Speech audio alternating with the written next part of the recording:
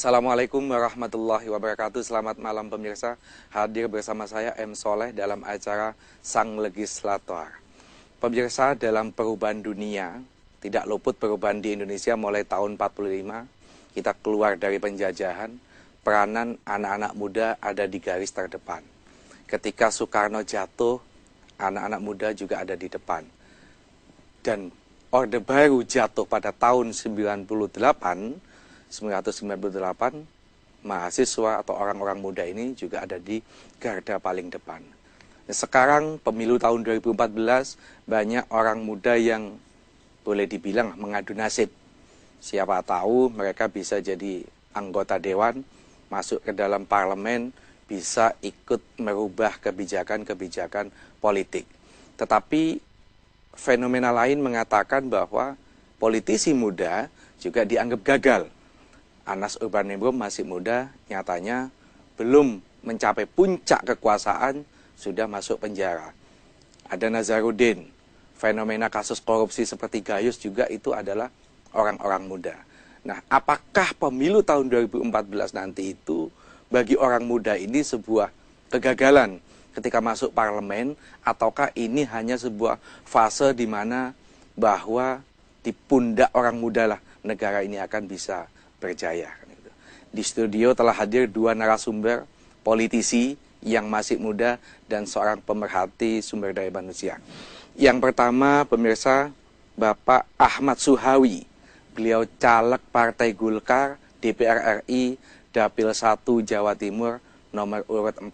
Selamat malam. Selamat malam. Mas Suhawi, lebih akrab lah dipanggil Mas saja. Yang kedua, Safrudin Budiman, caleg anggota DPR Dapil 1 juga dari Partai Amanat Nasional, nomor urut 7. PAN nomornya 7, Anda nomor urut 7 itu. Selamat malam. Selamat malam. Assalamualaikum. Mas Budiman atau Mas Safrudin? Safrudin. Sama Safrudin. Yang ketiga, pemirsa, seorang pemerhati sumber daya manusia, Bapak Siswanto. Selamat malam. Selamat malam, Mas Soleh. Oke, saya mulai ke Mas Suhawi dulu. Mas, Anda masuk ke politik ini bagian dari apa? Keinginan pribadi, ataukah ini bagian dari fenomena bahwa ketika kita mahasiswa dulu, mau tidak mau nantinya harus terjun ke politik untuk bisa merebut kekuasaan atau merebut kebijakan? Iya. Pertama-tama, kenapa saya yang mantan aktivis mahasiswa dan sekarang masih aktivis di dunia kepemudaan dan menjadi aktivis politik begitu, harus dilihat dalam konteks bahwa kita berangkat itu untuk melakukan sebuah perubahan. Perubahan yang utama adalah tentu perubahan perbaikan nasib masyarakat. Akan tetapi, setelah sekian lama proses itu terjadi, beberapa tuntutan reformasi, taruhlah misalnya KKN misalnya, sekarang kayaknya makin parah ini situasinya kan, itu pertama. Yang kedua misalnya perbaikan kesejahteraan rakyat, ini juga ada perubahan tapi juga tidak terlalu baik juga. Demokratisasi ini sudah terwujud, tapi itu tidak linear misalnya dengan kepentingan rakyat yang lain. Pertanyaannya begini, apakah memang partai Anda, Partai Golkar itu, orang muda itu dapat ruang memang? Justru Golkar itu sangat memberikan ruang dan tempat kepada orang muda. Contohnya begini, di Golkar itu terdiri misalnya ada pilar Soksi, dia punya Fokus Makar, dia punya Baladika Karya, ada Kosgoro, dia punya Barisan Muda Kosgoro, dia punya Himpunan Mahasiswa Kosgoro, ada MKGR, dia punya Gema MKGR, ada Majelis Dakwah Islamiyah, dia punya Angkatan Muda Majelis Dakwah Islamiyah, ada Satkar Ulama, dia punya Angkatan Muda Satkar Ulama, ada AMPI, ada AMPG, yang semuanya orang muda. Artinya Partai Golkar sangat memberikan ruang dan tempat kepada orang muda untuk belajar berorganisasi, belajar berpolitik, belajar kepemimpinan, belajar kewirausahaan dan lain sebagainya. Golkar sangat care dan sangat membuka ruang kepada orang muda. Oke, Mas Safrudin, Ya. kalau pada posisi ini Partai Amanat Nasional ini menyangkut soal regenerasi, Anda masih muda, usia di bawah saya kan gitu, masih 34 ya kan. Tiba-tiba sudah nyalak langsung DPR pusat lagi. nggak pakai ke tingkat 2, nggak pakai ke pojok. Ini soal generasi atau memang tidak ada yang tua lagi kan? Menurut saya partai hari ini bukan menjadi posisi penting dalam rekrutmen. Yang ada partai hanyalah mesin mencari mengumpulkan suara. Dan kebetulan ya kami dari unsur tokoh masyarakat, walaupun saya masih muda, berkoalisi ke PAN, dulu asalnya dari Partai Matahari Bangsa, bergabung PAN dan dikasih ruang. Kebetulan saya muda, dikasih ruang oleh ketua umum saya melakukan komunikasi dengan PAN, dan kami diterima mengikuti psikotes seperti kerja, mengikuti tes wawancara, mengumpulkan KTP dan lain-lain. Dan alhamdulillah dari 15 sampai 17 terseleksilah nama saya. Jadi lahirnya saya sebagai caleg ini bukan ujuk-ujuk karena sebuah keinginan saya, tapi keinginan saya sendiri, tapi keinginan PAN juga yang bersinergi, dan kita akan memperjuangkan visi misi PAN. Apa ya? Platformnya adalah demi kemajemukan, berkemajuan untuk reformasi negara yang bebas KKN, dan tentunya adalah menguatkan pilar-pilar bangsa NKRI dan menuju masyarakat yang akhlakul karimah, baldatun thayyibun warfun kafur. Pak Sis, kalau menurut Anda sebagai pemerhati sumber daya manusia, orang seperti yang duduk di depan ini sudah cukup punya potensi menggantikan generasi-generasi sebelumnya? Terima kasih. Ya, sebagai pemerhati, sekaligus sebagai praktisi SDM, saya melihat bahwa caleg ini sama dengan karyawan di perusahaan. Tidak jauh dengan kompetensi yang dimiliki sebagai selling point dia agar diterima oleh masyarakat, begitu ya. Kalau dilihat dari sisi kompetensi, ada 3 unsur di situ kan. Pertama adalah knowledge, pengetahuan. Kami tidak meragukan ya, sosok muda-muda ini secara pengetahuan tentang politik, sosial, isu global, ekonomi dan sebagainya. Oke. Karena kami lihat bahwa sekarang ini caleg mayoritas berpendidikan tinggi, minimal S1, bahkan banyak S3. Yang kedua adalah komunikasi skill, kemampuan, keterampilan berkomunikasi. Saya lihat oke saja, good. Ya, karena seorang caleg harus pandai berkomunikasi, menyuarakan aspirasi rakyat. Nah, yang ketiga, ada juga caleg yang masuk TV aja nggak berani, Pak. Ya, saya mayoritas oke lah. Tapi yang ketiga ini, Mas Oleh, yang perlu kita cermati adalah attitude, sikap. Ini terkait dengan moralitas. Ya, jadi terus saja kami sebagai pemerhati, sebagai masyarakat juga dan praktisi SDM melihat sikap ini yang menjadi taruhan. Karena gini, apa yang dilihat oleh masyarakat terhadap sosok caleg ini bukan dari apa yang dia katakan, dia ucapkan, tapi apa yang dia lakukan. Apakah yang dia lakukan ini benar-benar demi masyarakat? Itu tantangannya. Jadi saya kembalikan kepada para muda ini, ketika Anda masuk dalam sistem, apakah Anda mengedepankan kepentingan masyarakat?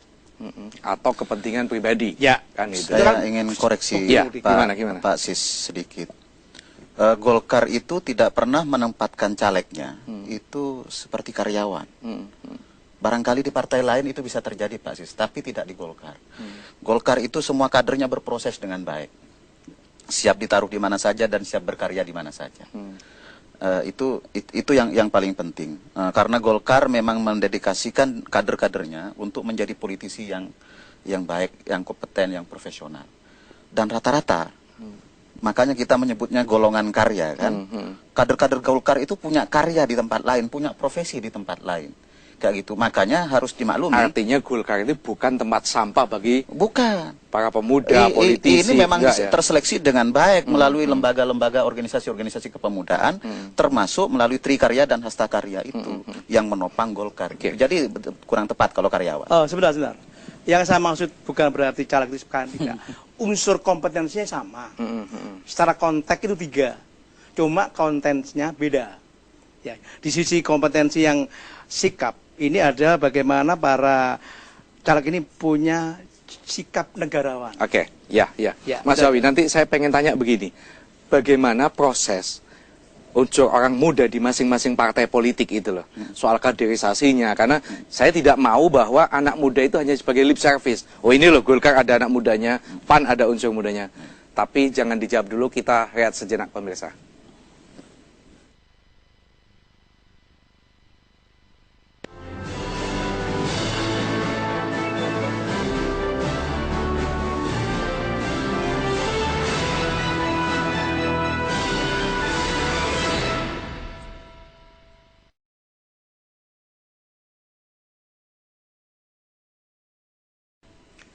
Pemirsa, masih di acara Sang Legislator, ada masyarakat yang berpendapat bahwa anak-anak muda ini kalau nanti lolos masuk ke parlemen, alah pasti korupsi juga seperti orang tua. Nah, bagaimana sebenarnya teman-teman muda ini bisa menjawab keraguan dari masyarakat itu? Iya, saya ingin menjelaskan terminologi muda barangkali ya. Menurut Undang-Undang Nomor 40 tahun 2009, yang dimaksud pemuda itu yang berusia 16 sampai dengan 30 tahun, itu pemuda. Artinya dalam kategori rumpun usia. Tapi dalam konteks politik, sesungguhnya yang dimaksud pemuda itu tidak mengacu ke situ. Nah, apa yang kita maksudkan dengan pemuda? Kalau saya memaksudkan, yang dimaksud dengan pemuda itu mereka yang selalu ingin perubahan, mereka yang selalu ingin dinamis, mereka yang selalu ingin maju, nah, itu barangkali bisa dikategorikan sebagai pemuda. Jadi bukan hanya usia, kayak gitu. Pada konteks itu, apakah kami yang masih muda dalam konteks usia dan juga gagasan barangkali akan terjebak pada titik itu? Menurut saya itu kembali ke iklim politik yang dibangun. Kenapa banyak politisi muda itu terjebak pada taruhlah misalnya lingkaran setan yang dibangun, ya kan? Karena problemnya demokrasi ini, ketika demokrasinya adalah demokrasi pasar, yang dimana pemilihnya adalah masyarakat, ketika masyarakat tidak berani menghakimi bahwa si A itu tidak baik, si B itu tidak baik, dan tetap dipilih, ya itulah nanti yang akan mengajari yang muda-muda ini. Nah, menurut saya memang posisinya orang muda harus dikasih kesempatan. Orang muda harus dikasih kesempatan. Kenapa orang muda harus dikasih kesempatan? Orang muda lah yang berani membuat ide-ide besar, terobosan-terobosan besar, dan bahkan perubahan-perubahan yang sangat signifikan di belahan dunia manapun. Mas Safruddin, di satu sisi bahwa orang muda harus dikasih ruang, harus dikasih kesempatan, kan gitu loh. Cuman bagaimana meyakinkan masyarakat yang ya paling tidak sekarang ini kan banyak pragmatisnya masyarakat itu. Jadi bagaimana cara meyakinkannya? Caranya begini, saya punya jargon, caleg muda, bersih, profesional dan tidak tercela. Artinya saya berani mengatakan ini. Bukankah pencoleng, maling kalau nyalek ya pasti ngomongnya bersih. Kan harus diuji publik. Kan jarang ada politisi yang mengatakan bahwa dirinya bersih dan tidak tercela. Kalau memang ada kan. Artinya rekam jejak yang harus rekam dilihat. Jejak. Kan, itu yang pertama. Yang kedua, moral. Etika moral itu seorang politisi harus punya. Apa itu moral? Moral itu adalah imperatif, etika politik imperatif bahwa perintah dalam hatinya bahwa dia tidak boleh korupsi, dia tidak boleh menipu temannya. Kalau dia berjanji tidak boleh bohong, dia nggak boleh berselingkuh. Dia kalau jadi pengusaha jangan menipu burunya. Kalau dia seorang pengusaha tambang nggak boleh bikin rusak lingkungan. Kan harus begitu.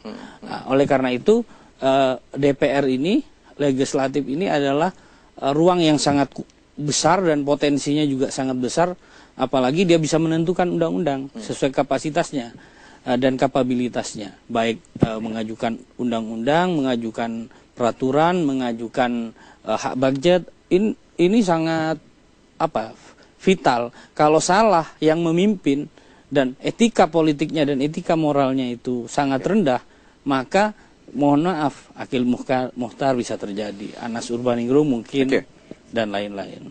Pak Sis, fenomena anak-anak muda yang terjun ke politik, Anda melihat ini sama nggak sih dengan orang tua-tua? Cara ketika dia menyampaikan, cara dia pendekatan ke masyarakat, ataukah ada yang berbeda? Iya, kalau menurut saya beda. Satu sisi kita harus hargai bahwa anak-anak muda ini punya idealis. Ya. Kalau yang tua-tua ini sudah masuk dalam sistem sudah seperti itu ya. Cuma masalahnya sekarang ini ternyata yang muda juga begitu. Nah ini tantangan buat Mas Suawi sama Mas Safruddin. Bagaimana Anda bisa membuktikan nantinya, Betul. ya, bahwa Anda tidak seperti itu. Kembali lagi pada tadi saya sampaikan tadi ya, masalah moral, masalah attitude, ini merupakan tawaran terbesar buat para muda-muda ini. Saya sangat menghargai muda-muda ini maju sebagai caleg dengan pengetahuan wawasannya cukup luas, bahkan idealis ya. Cuma sekarang ini ujian berat bukan yang muda-muda, karena faktanya yang masuk penjara juga yang muda, ya toh, bukan yang tua Anak saja. muda tidak mau kalah masuk penjara. Ya, begitu. Nah, itulah bedanya dengan anak muda zaman tahun 45, masuk penjara dulu baru jadi pimpinan, sekarang dibalik gitu loh. Jadi pemimpin dulu. Pemimpin dulu baru masuk penjara. Nah ini Mas Suawi dan Mas Safruddin saya menghargai Anda punya idealis, punya wawasan yang luas dan ingin membuktikan bahwa Anda tidak seperti mereka. Tapi kan itu akan dibuktikan nantinya setelah jadi. Mas Suawi, Ya. dulu Anda ketika masih mahasiswa, saya masih kata kita ini teman demo, Iya. ya kan? Anda bersuara lantang. Iya. Pertanyaannya bisa berlaku enggak itu di partai? Oh, Anda bisa. juga kritis enggak di partai itu? Kalau Golkar itu sangat menghargai perbedaan. Jangankan perbedaan pendapat, perbedaan-perbedaan yang lain pun kita hargai. Satu-satunya partai barangkali, mohon maaf Pak Sis, Ya. satu-satunya partai barangkali yang tidak tergantung figur itu ya Golkar. Kalau yang lain itu masih tergantung figur. Kayak gitu. Kalau Golkar itu semua milik semua. Dan sangat aspiratif. Kalau kita respon misalnya, reformasi tuntutan kita dulu, kayak gitu. Itu direspon dengan Golkar misalnya dengan membuat paradigma baru.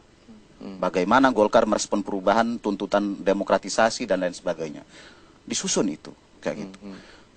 Lalu setiap perkembangan aspirasi dan lain sebagainya direspon oleh Golkar dengan membuat terobosan-terobosan. Taruhlah misalnya sekarang Golkar ini lagi sudah memutuskan di Rapimnas kemarin tentang visi negara kesejahteraan 2045.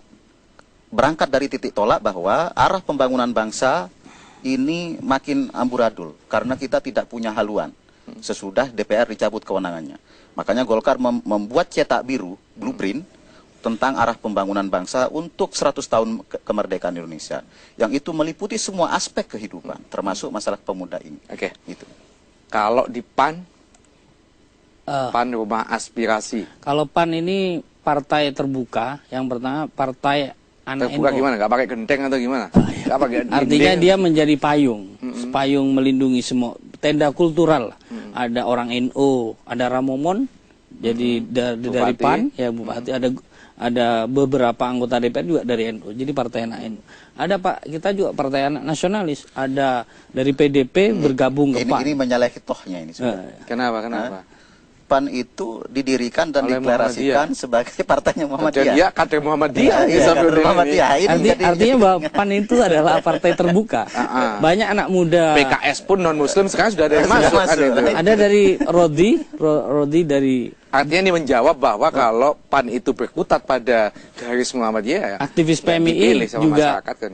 juga masuk di PAN. Ada juga dari Nasrani, juga ada Barah Hasibuan dan jadi kami partai terbuka dan menampung aspirasi semua segmen kultural dan basis ideologi apapun, basis agama pun, bahwa yang penting iman dan takwa itu menjadi basis dasar kita, Pancasila dan iman dan takwa. Lalu kalau Nasrani bagaimana itu iman dan takwa? Iya. Punya iman takwa Iya, sendiri lah iya. kalau Nasrani dia.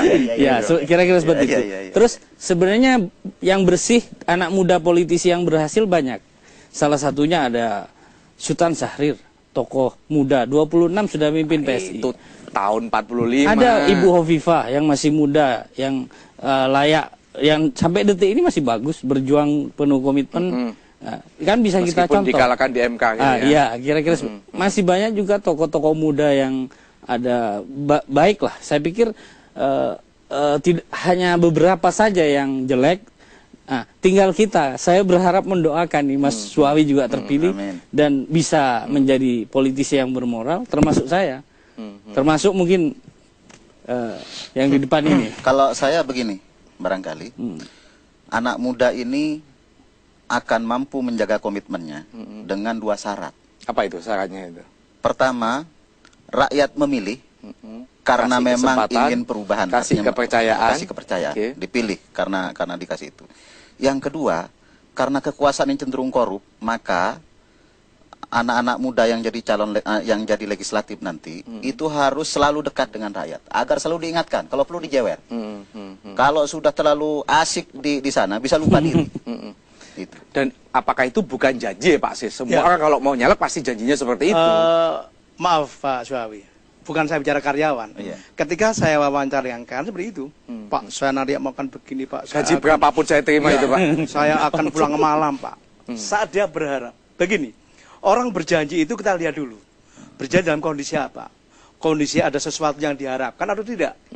Nah, kalau kita berjanji akan begini karena dia berharap supaya dipilih, ini kita perlu subjektif ya. Ya, agak sedikit skeptif. Apa betul dia akan begitu? Tapi anyway, oke lah.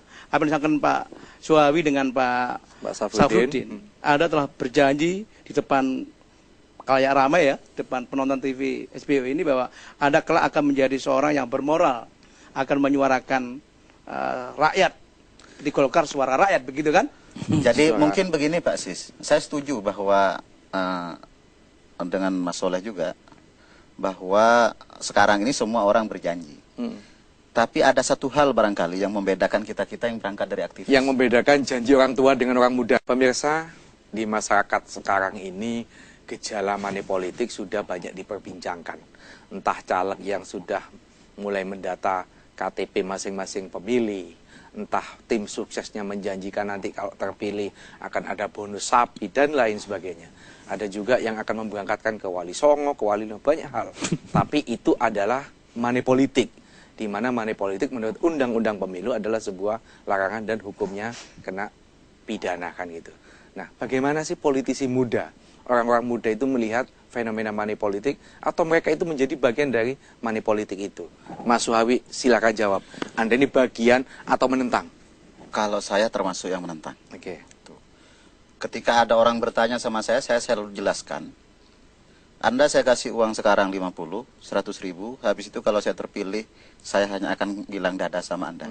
Atau Anda butuh wakil rakyat yang dalam waktu 5 tahun ke depan, Anda bisa mintain tolong apa saja. Anda bisa mintain bantu apa saja, Anda bebas berkeluh kesah apa saja. Kalau Anda yang butuhkan itu, maka pilih saya bilang. Saya pilih saya.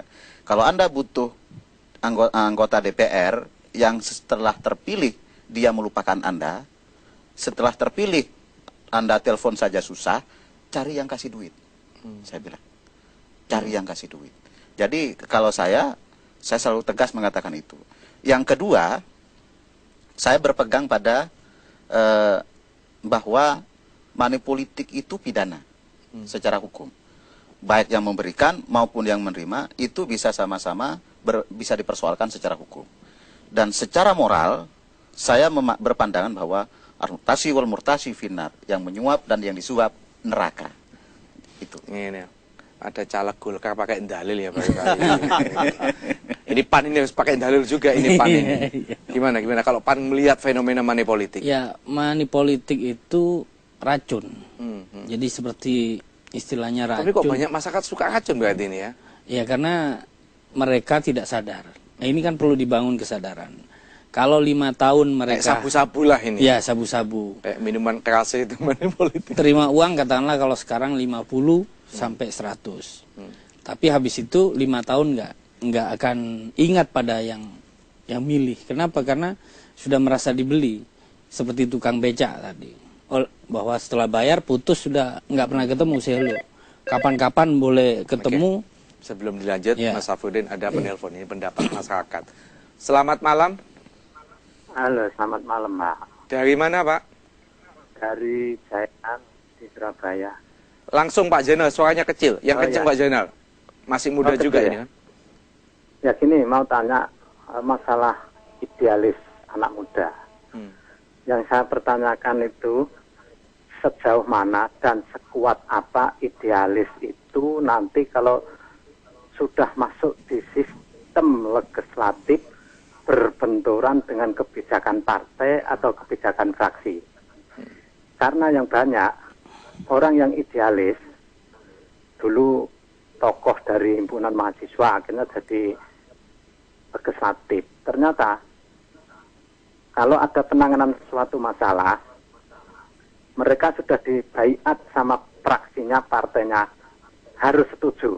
Nanti kalau pas voting tidak setuju, tidak berdiri, ada resikonya. Nah, pada saat itu, di mana letak idealis muncul?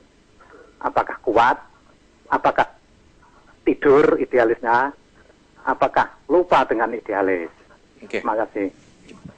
Pertanyaan yang sangat bagus. Pak Safruddin, silakan Ya. jawab ini. Jadi kembali kepada moral tadi, bahwa anak muda itu punya cita-cita adalah ingin memperbaiki perubahan yang akan dibangun ke depan kalau dia terpilih, baik sebagai fungsinya, kapasitas dan kapabilitasnya. Tapi anak muda itu bisa terseret atas godaan. Kenapa? Kalau ketika mengesahkan RKA, Rencana Anggaran Keuangan, dia harus dengan satkernya, dengan departemennya. Kadang terjadi permainan. Nah, Pak Safruddin, Ya. maksudnya dari Pak Jainal itu begini.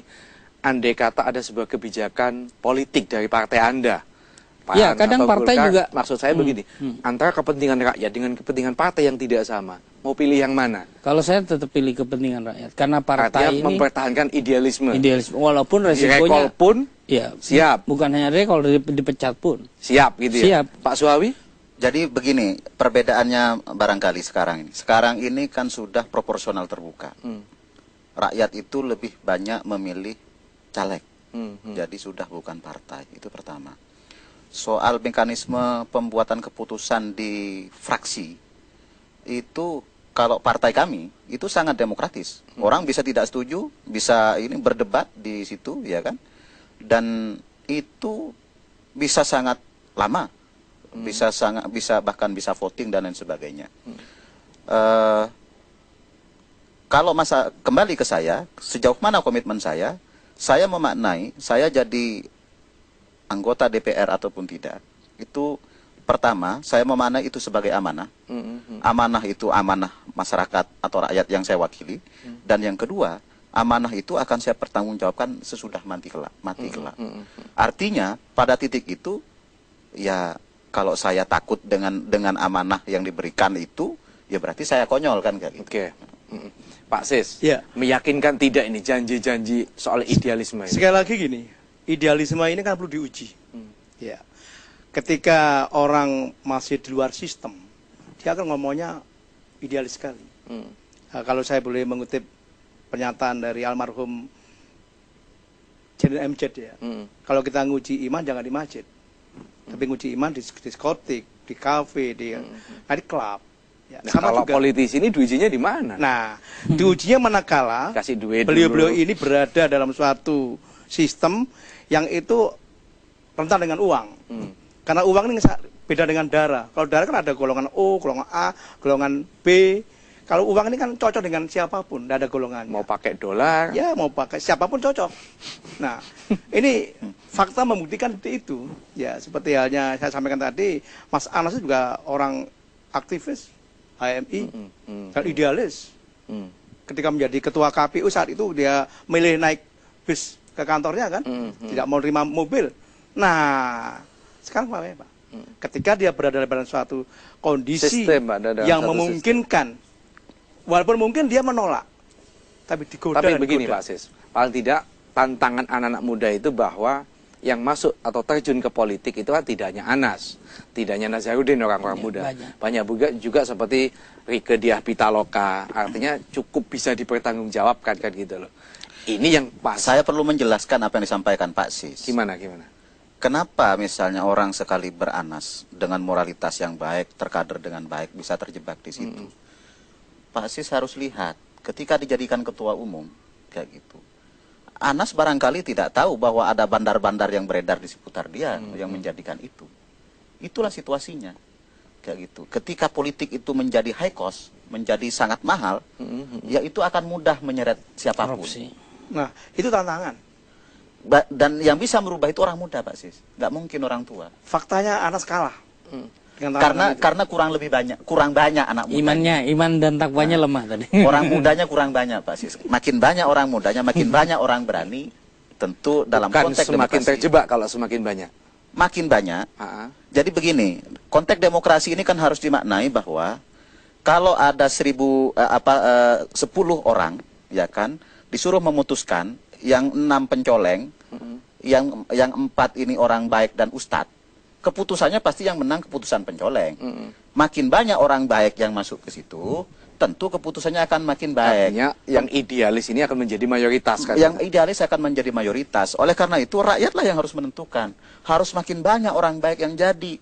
Kalau ada sekarang misalnya pilih saya tidak pernah ketemu, hanya beredar duitnya, hanya beredar fotonya, ditemui aja susah. Ini kan milih hantu namanya kan. Nah, pilih yang ketemu, bisa diajak ngomong, bisa ditelepon. Kenapa demikian? Inilah nanti yang bisa diakses oleh rakyat. Makin banyak orang yang seperti ini, makin dekat keputusan-keputusan yang dibikin itu dengan rakyat. Oke, Pak Sis, paling tidak begini. Bagaimana kita bisa meyakinkan masyarakat, memberikan pencerahan bahwa milih pemimpin tidak hanya sekedar soal muda, tapi bagaimana idealisme orang tua yang idealis kan juga banyak kan itu loh. Supaya tidak terjebak ini kan soal money politik itu gila Saya sekali. pikir kita tidak perlu mendikotomi antara tua dan muda. Itu kembali kepada jiwa masing-masing. Ya, jadi saya sependapat dengan Pak Sugawi bahwa harus banyak yang baik. Ya, semakin banyak komunitas orang-orang yang idealis yang berada di legislatif dan menyuarakan kepentingan rakyat, itu akan semakin baik pula kondisi negara kita. Ya, mungkin juga benar tadi analisa dari Pak Sugawi bahwa Anas karena berada sendirian di situ dengan dilingkungi oleh cukong-cukong yang membuat dia jadi ketua, tapi dengan harapan sesuatu begitu kan, dia bisa terjebak. Tapi anyway, semua kembali pada mental sebenarnya. Menurut saya begitu, Pak. Oke, kalau Pak Safruddin, gimana? Kalau saya, insya Allah saya sudah pernah teruji digoda uang miliaran. Sebentar. Digoda uang miliaran itu siapa yang ngasih?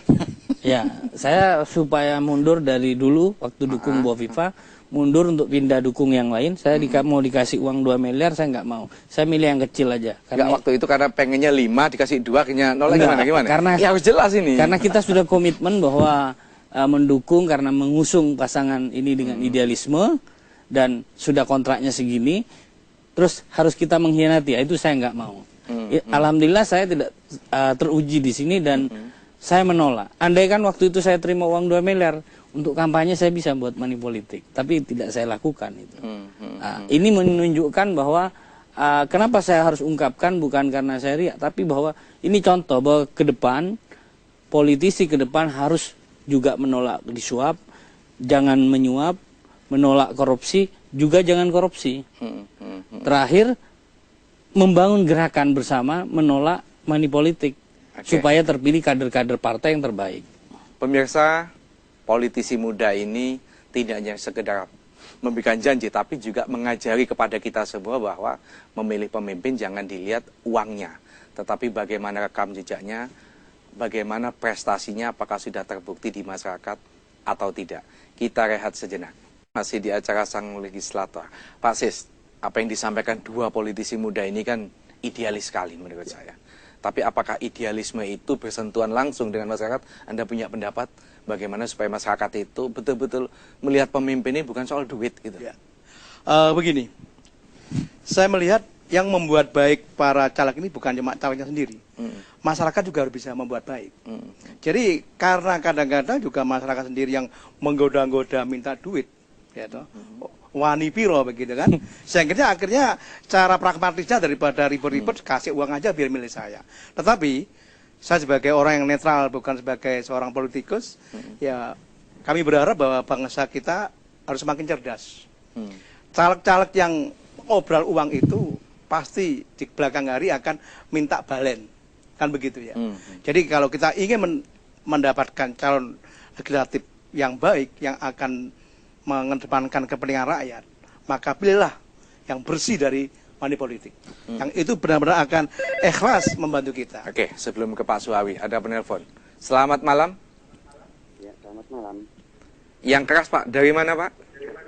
Dari Bapak Said di Jombang. Langsung Pak Said. Ya, saya rasanya melihat dari ketiga caleg ini, 2 caleg, mungkin dari satunya semua pemerhati. caleg yang ada, saya muak itu semuanya. Itu semuanya nonsen dan omong kosong. Oke. Bagaimana tidak? setelah mereka itu duduk di Senayan, enaknya tidur atau bangkunya kosong? Oke, Pak Said gini, kalau kita pesimis, maka sosok caleg yang bagus menurut Anda seperti apa? Yang bagus tidak milih. Ya kalau Semuanya tidak itu milih malah bohong. pencoleng yang jadi Kebohongan. nanti. Itu semuanya bohong cara itu. Enggak, maksud saya gini loh Pak Said, ketika masyarakat tidak ada yang memilih, pemilu tetap jalan, pemilu tetap sah. Oke. 10% pun yang milih tetap sah kok ini. Betul. Sayang sekali, putus. Iya, saya mau nambahin yang ditampakkan Pak Sis sama juga sekaligus menanggapi Pak Said. Sebenarnya sekarang ini bukan hanya money politik, itu bukan karena bagi-bagi uang, tapi ada juga caleg-caleg pembohong. Caleg-caleg pembohong ini begini. Belum jadi anggota itu sudah pembohong dia. Bukan itu. Misalnya, ini di Surabaya ini ada Jasmas. Ya kan? Seolah-olah itu pemberian dari caleg ke masyarakat, padahal itu hak warga. Oke, Itu caleg pembohong itu. ada duit rakyat itu. Padahal duit rakyat, itu hak rakyat Surabaya misalnya. Dana Jasmas itu diklaim itu pemberian dia, sehingga harus milih. Padahal itu nanti dirupakan terop, dirupakan sound system, dirupakan macam-macam. Dan itu diatasnamakan seolah-olah pemberian dia. Itu hak rakyat Surabaya. Itu ada peraturannya, itu ada uangnya, dan itu ada peruntukannya. Itu soal itu. Yang Pak Said tadi menurut saya, Pak Said ini kan orang yang apatis dan tidak mau melakukan perubahan. Ya monggo, itu pilihan. Memilih itu adalah pilihan kan itu. Kalau menurut Anda, kalau masyarakat modalnya seperti Pak Said semua gimana? Nggak apa-apa, itu sah saja dalam demokrasi dan Nah, artinya yang dirugikan itu siapa sih? Rakyat lagi toh? Sebenarnya yang jadi kan pencoleng-pencoleng. Pasti. Oleh karena itu gerakan politisi ini namanya aja parti melibatkan rakyat. Namanya aja wakil rakyat, tentu melibatkan rakyat. Jadi ketika kami nanti terpilih atau saya terpilih, pastinya akan setiap minggu akan melibatkan rakyat. Pekerjaan saya masuk Senin sampai hari Jumat itu melibatkan rakyat, namanya wakil rakyat. Sabtu dan Minggu untuk keluarga. Ya, gitu baru untuk keluarga. Ya, minggunya untuk partai lah. Tapi intinya bahwa setiap gerakan kami adalah gerakan mobilisasi rakyat, pendekatan rakyat, dan tujuannya dari rakyat untuk rakyat. Nah, kontrolnya apa? Kontrolnya ada badan kehormatan, ada partai, ada dan masyarakat. kalau sudah tidak mau komunikasi dengan masyarakat ya jangan dipilih kan. Nggak usah dipilih, ya. Punishment-nya ke masyarakat kan itu. Pak Sis, kasih pemahaman. Ternyata masih ada yang pesimis ini masyarakat itu. Saya rasa rugi rakyat kalau begitu. Karena sudah negara mengeluarkan dana itu dari rakyat untuk 17 triliun pemilu legislatif ya, dan itu harus kita manfaatkan. Masih banyak caleg-caleg yang layak kita pilih. Makanya jangan kita selalu berorientasi pada duit. Karena mereka mikirnya ya aku ngasih suara kamu bukan di Barapil. Saya rasa bukan cuma caleg saja yang kita salahkan. Rakyat pun masih perlu kita cerdaskan. Ya, perlu kita cerdaskan agar bisa memilih caleg yang benar gitu loh. Sehingga nantinya seperti yang tadi Pak Sawi katakan, di Senayan saya banyak orang baik-baik begitu.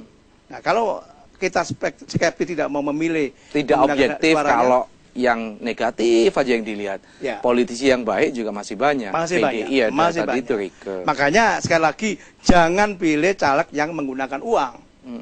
Atau ambil uangnya, orangnya jangan dipilih. Ya. Jangan lagi mau Itu ditipu oleh caleg-caleg seperti Dan lihat para caleg ini jejak rekamnya. Dia sebagai apa sebelumnya. Itu juga penting. Karena jangan sampai kita terjebak pada orang yang saat mau dipilih saja dia tampil gitu kan. Nah, jejak rekamnya masih banyak. Saya optimis masih banyak orang yang baik, maka gunakanlah hak pilih kita untuk memilih orang yang baik itu. Oke, Mas Safruddin, ini kan jangan sampai masyarakat kita itu masyarakat pelupa. Kalau ada duit, ingat, setelah pemilu ditinggal, dilupakan sama politisi yang sudah jadi, dia diam aja. Nanti lupa lagi enggak menghukum untuk memilih. Gimana? Ya, menurut saya solusinya adalah ada pendidikan politik juga dari partai politik kepada masyarakat. Masyarakat juga jangan segan-segan menyuarakan aspirasinya kepada partai politik. Jangan sampai partai ini jauh dari rakyat. Jadi partai ini menjadi pilar negara. Ingat, kita ini mendirikan bangsa ini pertama didirikan oleh partai-partai. Ada PNI, ada PSI, ada perhimpunan, syarikat, dan lain-lain. Bahwa semua itu adalah unsur kekuatan rakyat. Bahwa saya duduk hari ini bukan pada kepentingan saya, tapi karena kepentingan konstituen yang sudah saya bangun, kepentingan idealisme yang saya pegang, dan harapan perbaikan bangsa ini untuk lebih baik. Untuk melakukan ini, apa harus pakai money politik? Ya jangan dong. Harus dengan debat-debat, diskusi, dengan harapan-harapan yang baik, dengan kritik, dengan saran, dengan harapan yang indah. Mas Wawi, menurut saya partai juga ada kesalahan. Oh iya. Kalau caleg yang sudah nyatanya gagal atau melupakan masyarakat, masih juga dicalekkan lagi dia. Justru kesalahan itu elit dan partai menurut saya. Elit dan partai itu begini. Partai itu salah satu fungsinya adalah memberikan pendidikan politik, ya. Itu salah satu fungsinya. Yang kedua, elit politik itu juga harus memberikan pendidikan